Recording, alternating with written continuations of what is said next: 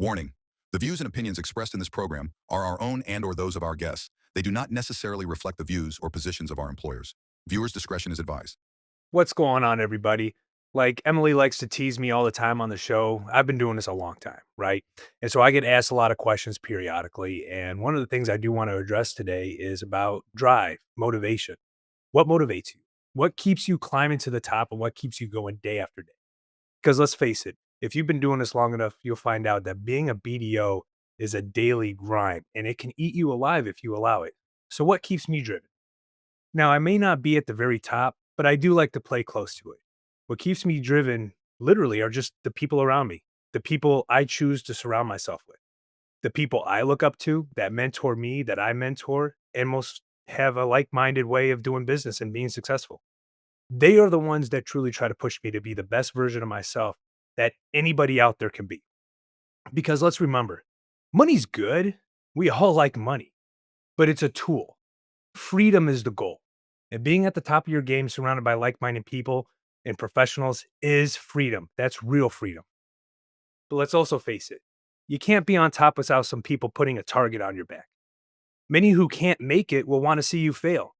Being successful will breed animosity amongst your peers, and yes, even other sales managers in the field. There are going to be those that are going to hate, and they're going to hate you for being successful and for what you do.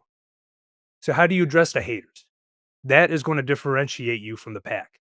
You can't let them pull you down to their level because all they want to do is play in the dirt. Be better, rise above it. And let's face it, if you can, bring them up to your level. Be an educator, be a mentor. Give them a hand and pull them up. Because I'll tell you what, with a bunch of like minded individuals at the top, it's a party. And it's a great party that only a select few get to be a part of. That is how we create an industry full of those who look out for each other and back each other up. And this isn't just advice for being a BDO. This is advice for life. We are here to bring as many of you out there to the top of the heap as possible. And it's my goal to give away all my secrets and advice to try to make you more successful than me. And that's quite frankly the purpose of this podcast. So, my final words: you hear people say that it's lonely at the top, but it doesn't have to be. And that's a decision for you to make. Find people who can push you to be a better, more successful version of yourself. Look for mentors. And for the haters, hey, Ray, cue the opening sequence. We got some work to do.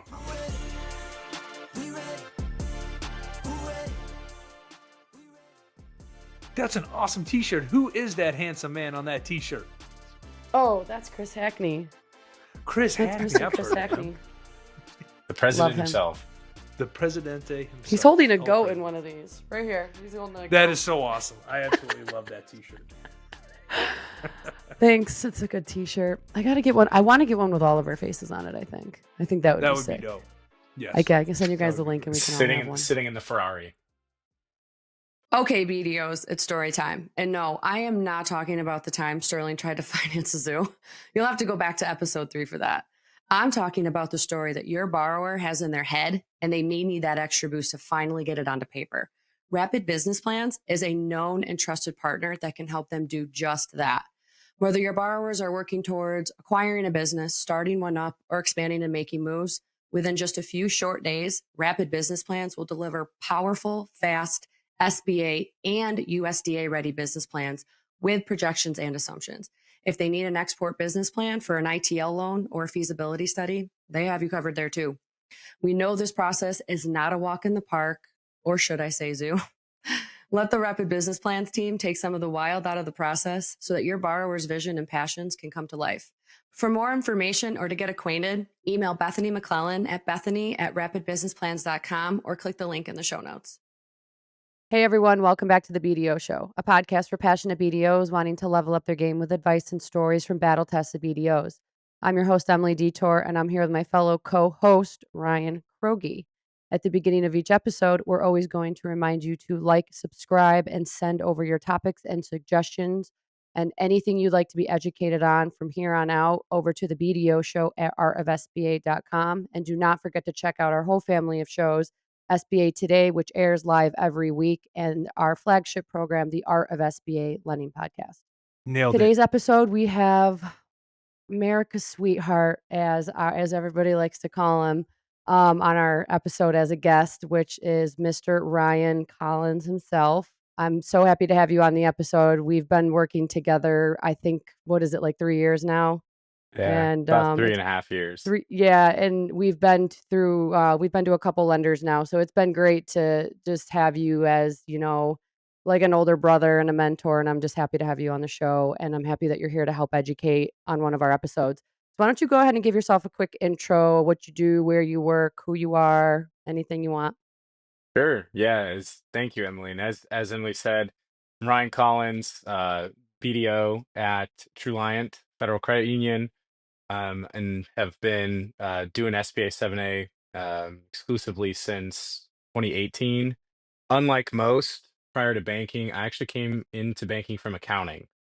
So I very much use that financial focus when I'm working with business buyers and with brokers, which we'll dive into here later today. Also, a little fun fact about me: I've never originated a non 7A loan. So there are a lot of guys that have come in from commercial banking, or they maybe went 504 to 7A. My entire career has been 7A lending only. It is a nuanced product, and so I'm sticking in that vein and keeping that niche going. Another fun fact about Collins is that he played college ball too, I football. did that. I did. That Ryan The Al even old has pigskin. shoes with his jersey number on them. Yeah, yeah. Oh, Was that Alan. AP got him on his socks or his sneakers or Yeah, something? He got him on Yeah. his sneakers. Yeah, Alan got Nike ID shoes with my name and number on it. that is awesome. Did you sign him? You need to get a Sharpie and I sign need him. Oh, to. yeah. I need to.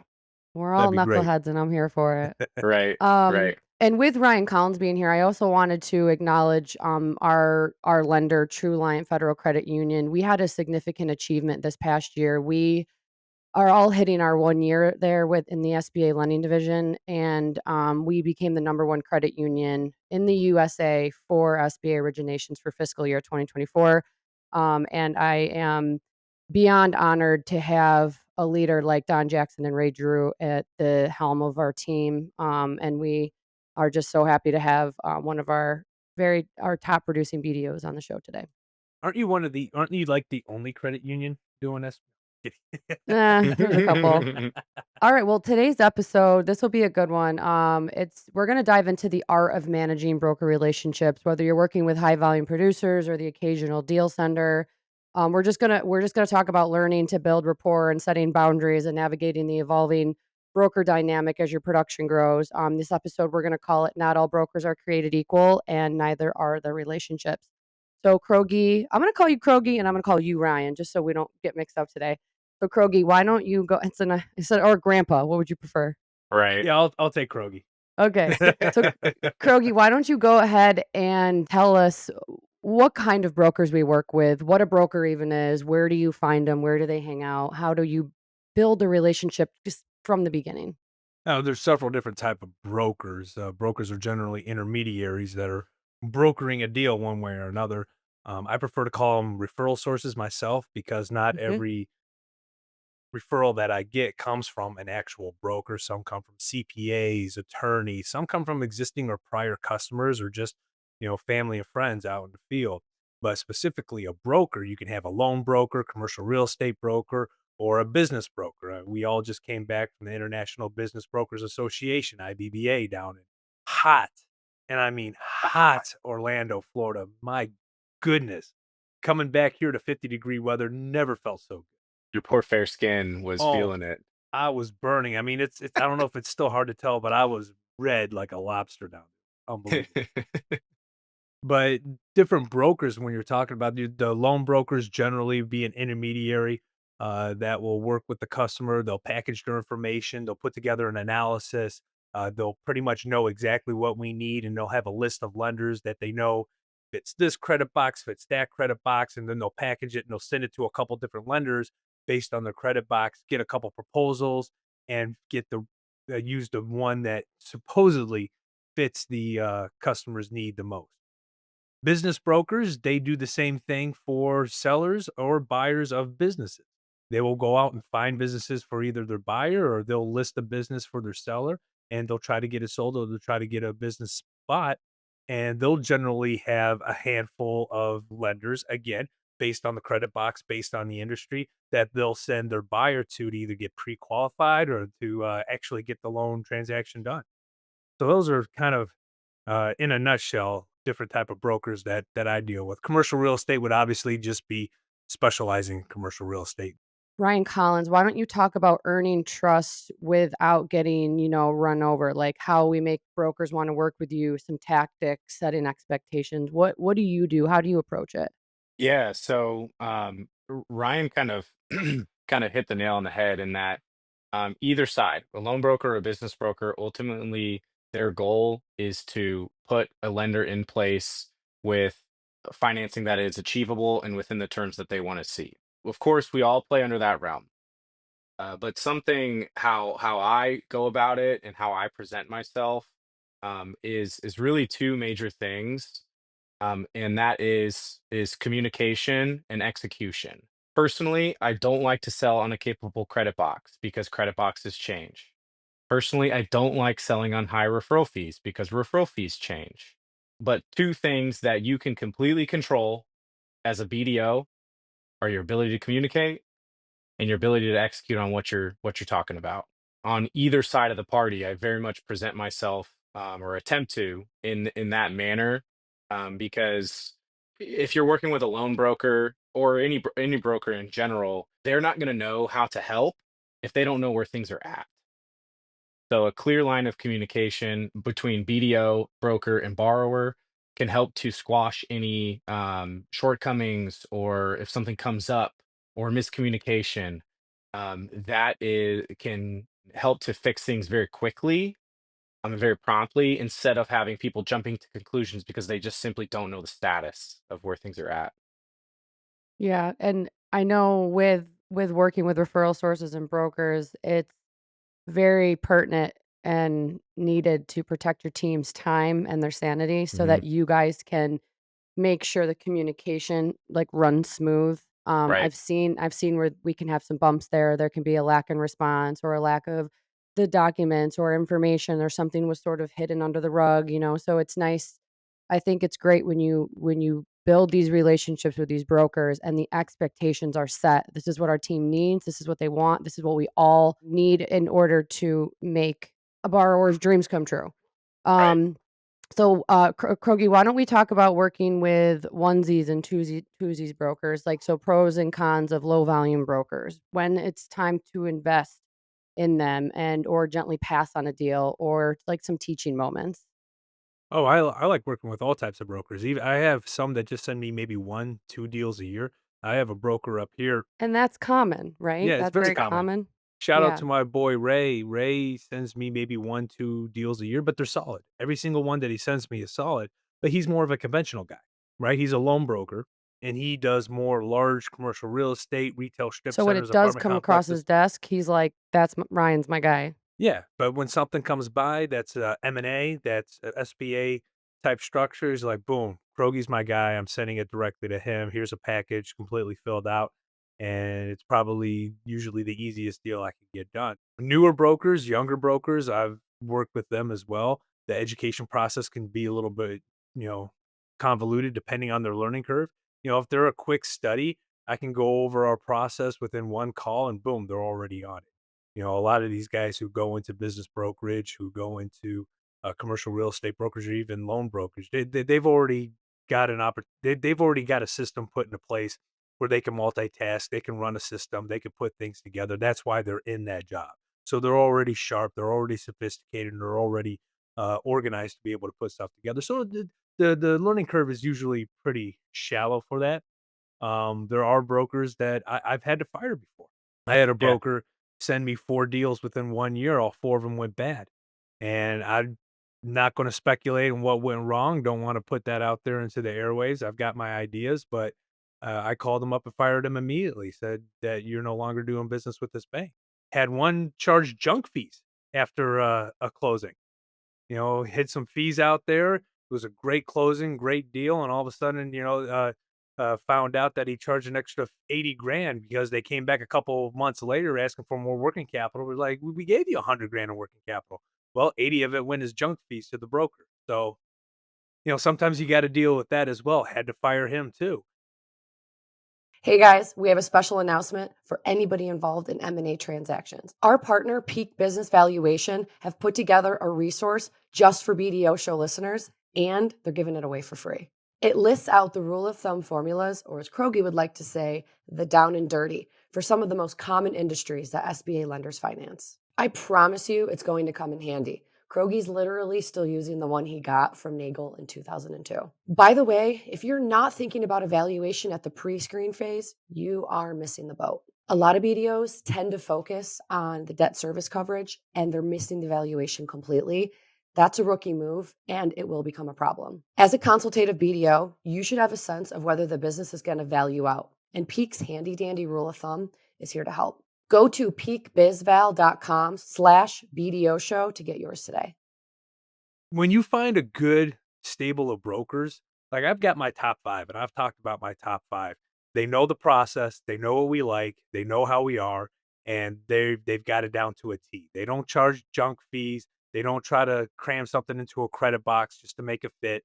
They're not that sous chef throwing spaghetti against the wall and see what sticks. They know their deals, they know their businesses, they know their lenders, and they get it done right. And those are the type of brokers I prefer to work with, or at least the ones that are willing to learn and be mentored to be that broker. And that's what I was going to say, some teaching moments, Ryan. Why don't you touch on like helping smaller brokers or maybe newer brokers in the industry become better partners, not just for Truliant or not just for, First Internet or Credit Bench or any of those guys, like for everybody. Right. Capitalize on. Oh, you said Ryan. Sorry. That's Well, right. yeah, and I I'm was Your just Gramps or Kroge today. That's it. Well, just say go Kroge Collins, because you hear Right. Ryan.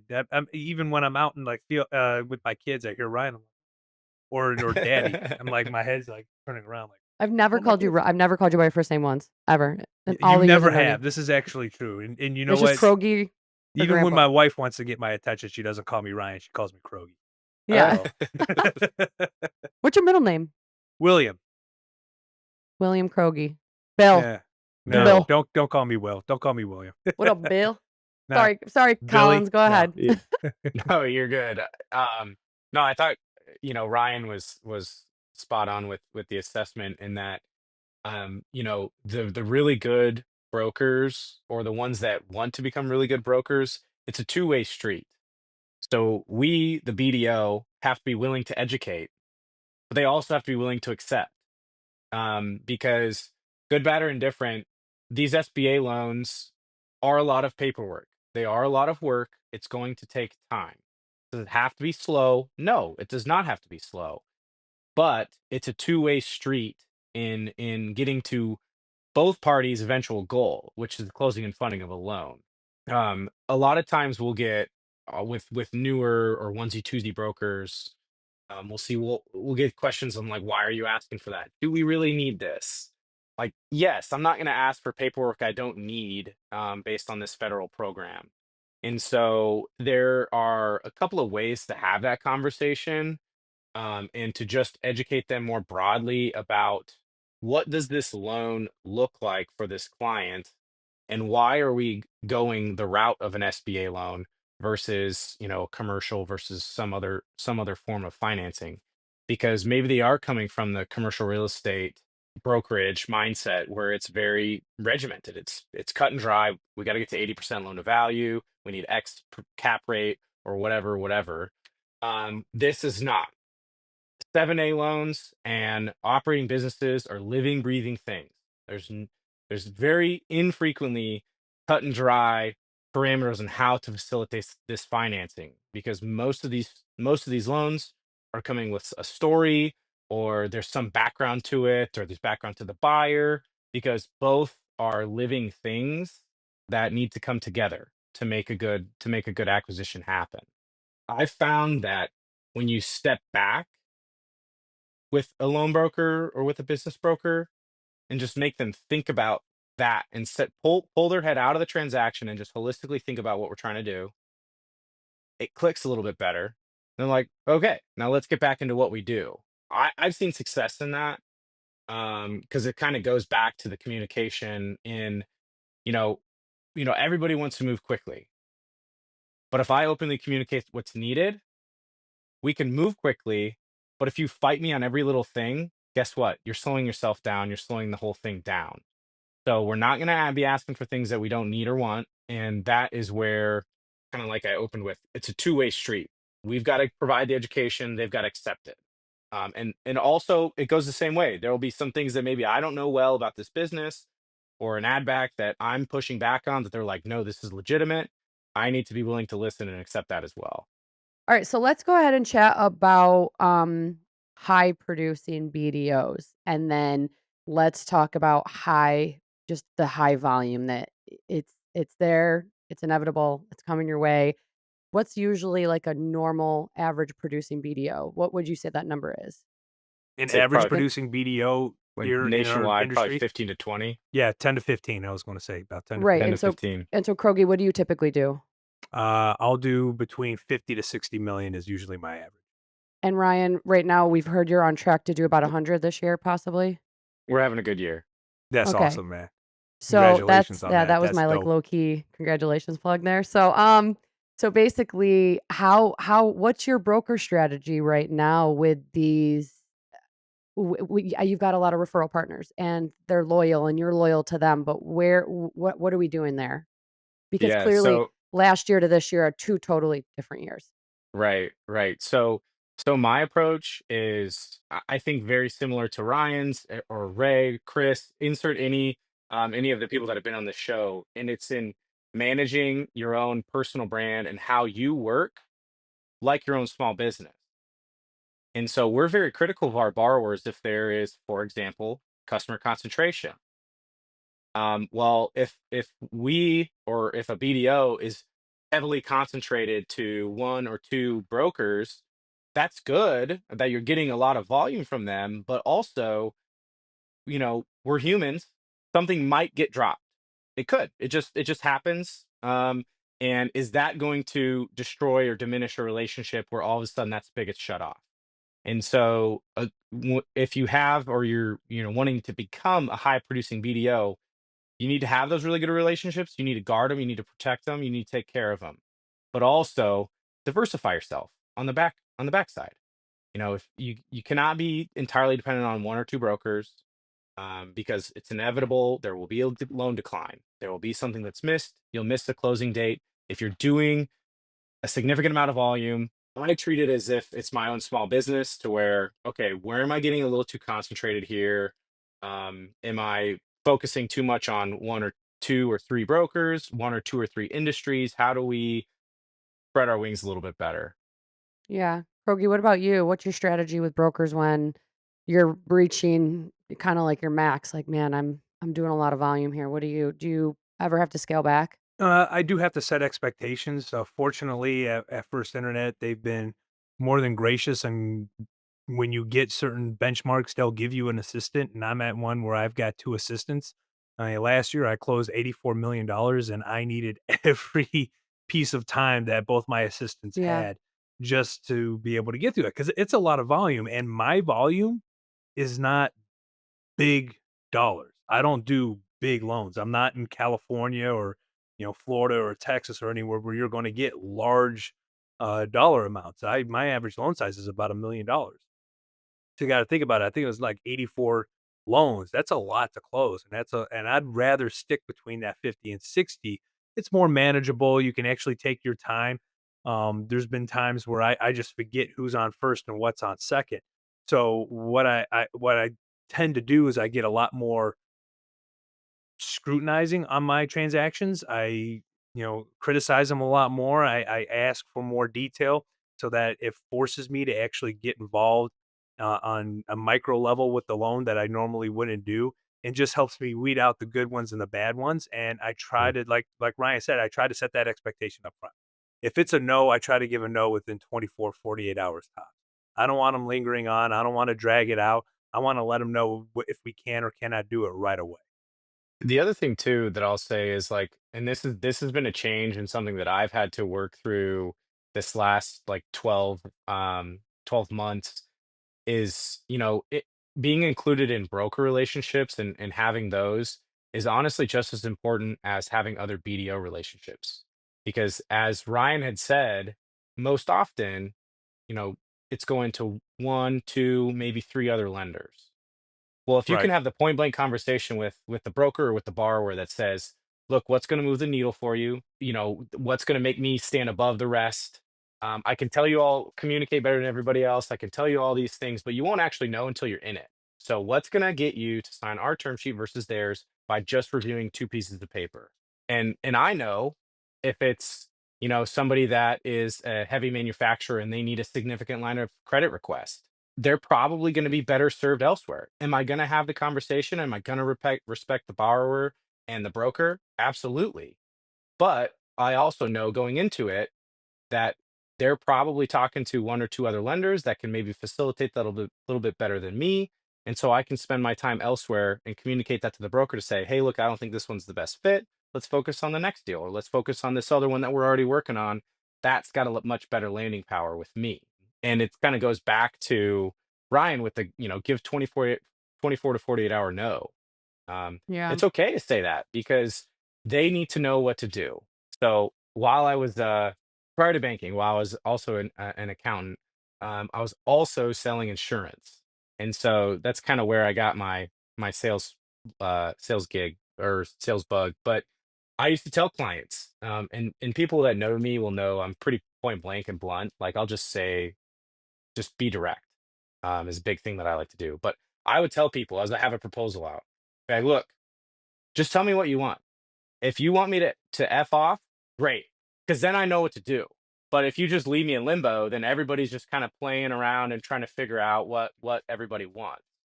Well, the same thing when you say no to a credit. Like it's okay to say no. Just then they know, move on, we're good, we go to the next lender. And I think honestly, I've seen a lot bigger impact in that to be like, look, here, this no, here's why, one, two, and three, you're going to need to mitigate this. I think there's another capable lender. It's just not us at this time. And that feedback and openness has really provided a lot of good feedback and secondary opportunities from brokers. Yeah, you got to think about it too. A lot of the work that we do up front is qualifying a loan, right? Yep. We qualify loans all day longs and just pump term sheets like crazy. And I have a lot out there right now, but I don't win them all. Sometimes you just have to, as well, just call up and say, "Hey, are you taking my deal? Did you find something else? Did you get a better rate? Did you get a better terms? Or did you just like the other person better? I don't care what it is. Just let me know so I can archive my file and move on. And I don't have Right. it taking up desk space." Right. I think the culture today, which has become really annoying, is that people don't want to call and give bad news. And it's very frustrating. It's like Al said, they got phonophobia, or it doesn't even matter. Send me a text or a smoke signal for all I care that you don't want to take my deal, but don't just ghost me. Don't just go away and ignore me. Right. All right. I've had that happen before where they'll completely ignore my phone calls, my emails, all that. And they just didn't want to hurt my feelings. I'm like, man, you're not going to hurt my feelings. All right. I'm not hurting over here. I will be just fine. I'm a big boy. Just tell me you don't want to take my term sheet and we'll move on. Okay. It's Right. okay to tell me no, just like I'm going to tell you no if it's a deal we can't do. All right. So brokers, we know we've met a lot at conferences. We know that they stumble across your booth or you're as a lender and they're like, "Oh, I've seen you on LinkedIn," or "I wanted to connect and say hi." It's like, when do you take on new brokers and when, or referral partners, and how involved do you want to be in some of those associations and some of those conferences we go to? That's a great question, Emily, and I'll field this one first real quick. I've got a really solid stable of brokers. So, and don't get me wrong, if I meet an interesting broker, a good broker, I will take them on and I will work with them, but I'm not actively seeking brokers at the moment. I'm just in that I just I'm at capacity, I'm doing pretty well. But when it comes to conferences, I will go to conferences if I'm speaking, if I have a speaking engagement, like I spoke twice at the IBBA where we just were this past weekend. But we were also there with 6 other BDOs from First Internet Bank, and they were, most of them were relatively new or much less experienced, and they were trying to grow their You're broker like, "Go portfolio. hunt. Go get I'm you like, some "Yeah," brokers." so I just kinda sat back. I sat in the background most of the time. I was there. A couple of them were asking me questions, asking me some really good questions on, how to talk to some of the brokers. What should I ask? How should I do it? How do I engage them? How can I do this more? So I felt like I actually had a need other than just speaking at 2 different events while we were out there. I actually had a need with these guys on how to kinda work some of these conferences. So I just kinda stayed in the background, sat by the pool for a day, or, went to Epcot with Al, but I was there, answering questions and Super making low sure that key, yeah. I was very low key. I didn't wanna upstage anybody, because I did spend some time, out in the conference in between speaking engagements, and I don't wanna say I was bombarded, but I had a lot of people coming up to me just because, the notoriety from the BDO show. I've just Mhm. been doing a ton of, promotional stuff, and I didn't wanna take that away from a lot of the other BDOs that we already had there, because I know they need the deals, they need the business, so I wanted it to be more focused on them, so I tried to stay out of the spotlight as much as possible, and that's kind of where I am right now when it comes to conferences. I'm at that stage of my career where I'd rather be speaking and trying to help others on the team generate more referral sources, generate more brokers, and get their pipelines active. Yeah, that's awesome. And then, like, what about, participating in, like, committees or anything? Are either of you on a committee, like, through the associations or any of the conferences you guys go to? No, No? I'm not More. on any committees. I'm not that'll probably be more if I'm in a managerial role and I'm not in Yeah. production, because let's face it, it's just you only have capacity for so much. I love to mentor, I love to coach. It's something that's very passionate to me. And I'm not just talking about BDO. I love coaching, period. I coach cross country, track, all types of cool stuff, but I really like helping and developing younger talent to really try to maximize their potential, right? And that's something that I really like to do here at First Internet Bank, but I also like to do it out in the field, at conferences, and then on this podcast too. So that's something that I hope I have the capacity later to develop a little bit more. Why don't we go ahead and give some parting advice to some of the newer BDOs who are looking to up their, relationships with maybe some new brokers, or how to maybe approach brokers or referral partners that they haven't been able to reach. What do you got for them, Collins? Yeah, I would say just within your own like personal development, set your own deal parameters and stick to them. It's okay to have deal parameters. Like for example, there's a couple of industries that I am just not educated on, and there are others that are significantly better even within our own team. And so we'll come across a broker that does. For me, it's hotels. I don't know anything about hotel lending. I know it's a little bit nuanced, so I just don't touch them. Reliant totally has the capability and a capable credit box to do those. Ryan, do not. And so when I So send them met, all to the other Ryan sitting over here, and I'll do them all day long. I know a and lot about s- hotels. You well, so and do? this just happened at IBBA. So I introduced him to another BDO on our team, and so Yep. Was it Rohan? it was Rohan. Yeah.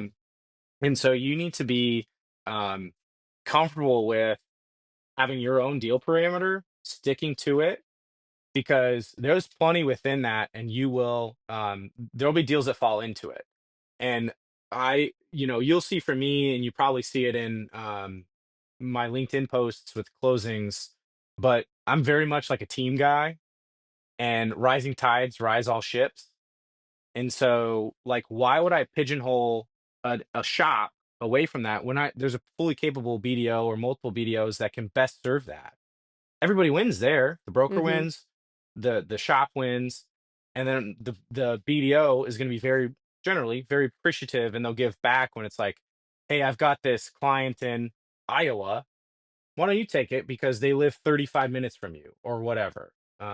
That's happened, and we'll go through deals in that nature. So that's a long answer to say, walk in with your deal box that you personally want to have in your strike zone, and hold it. Yeah, we've talked about deal share here on the show before as well, Ryan, and we do the same thing. If it doesn't fit within our credit box, something we don't want to touch, I'll throw it to another BDO at another shop. No problem whatsoever. But Right. that's a good point too. If you don't have a specialty, if you don't understand something, throw it to another BDO within your shop. Krogi, what about you for parting advice to the new BDOs looking to up their broker referral partner game? I know we've talked about this a couple times, but it's always good to re-educate and, kind of just go over that and talk about it. Yeah, sure. One of the things I still like to do when it comes to brokers, obviously, we don't get a lot of face time if you're a nationwide lender, but if you do go to Mhm. conferences and you get some face time, talk with that lender, get some FaceTime, get some one-on-one, but then ask them to introduce you to any other broker within that Mhm. conference that you think could benefit from your service. Because obviously that broker keeps sending you deal after deal after deal for a reason, and they have friends just like we in the lending world have friends. I've introduced Collins and other people to brokers. I know they're not going to send them deals because I mean it's me. No, I'm just kidding. But for transactions I can't do, yeah, I want to introduce them to other people who can get it done. Do the same thing. Ask for the business. It's my Yeah. number one rule when I talk to BDOs that are up and coming. Ask for the business.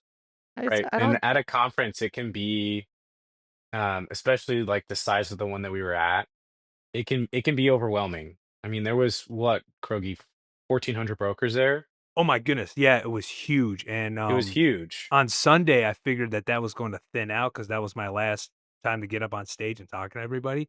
I got Yeah. up on that stage and it was just everyone was still there. It was unbelievable. Every table was filled, and I looked down. I'm like, all right, this is kind of this is a little overwhelming. There's a lot of people out you here. don't Right. get stage fright either, so that's No, fun.